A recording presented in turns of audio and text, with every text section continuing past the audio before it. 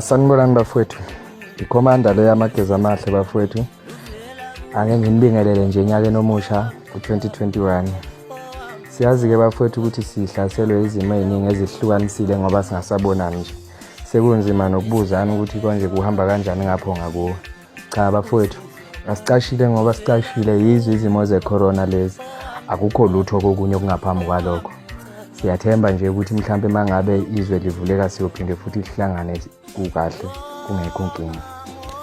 Okunye ke bafowethu ngizokufisa nje ukudlulisa emhlabeni phela ngeke mangabe siphila ungabe usaphathwa nje ngisho nayi ikhanda. Kepha ke njengoba kunalo mkhuhlane khona useke uma ungabe uphethwe ikhanda uthuke kakhulu mhlawumbe ujethi nawe usufike kuleso simo leso secorona kanti mhlawumbe usuyiphathele nje lelo khanda.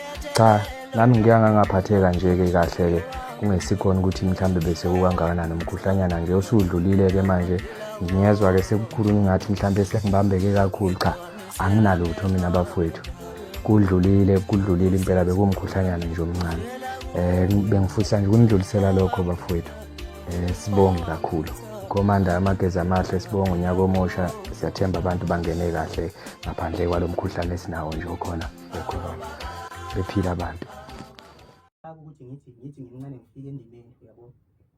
Uthi uyezwa khona abanye asebekikiza ngegama lakho manje usazi ukuthi sekwenze njani. Uzwa yebo italabha matoto. Hayi. Hambe kanjani? Hayi. Awuhambi kanjani yabo. Okunye uthi uyezwa. Ngithi uyezwa. Kuphuka ngegama lami manje ekuyangidonsa. Wekufa amazondo weyamehliziyo wembombo nje siyakhumbula ndoda yodlula kanjani wekufa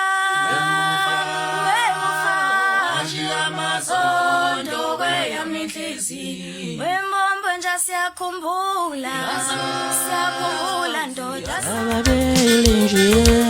zababili nkanza babili awuseyifuqu zinkanza babili awuseyifuqu zinkanza babili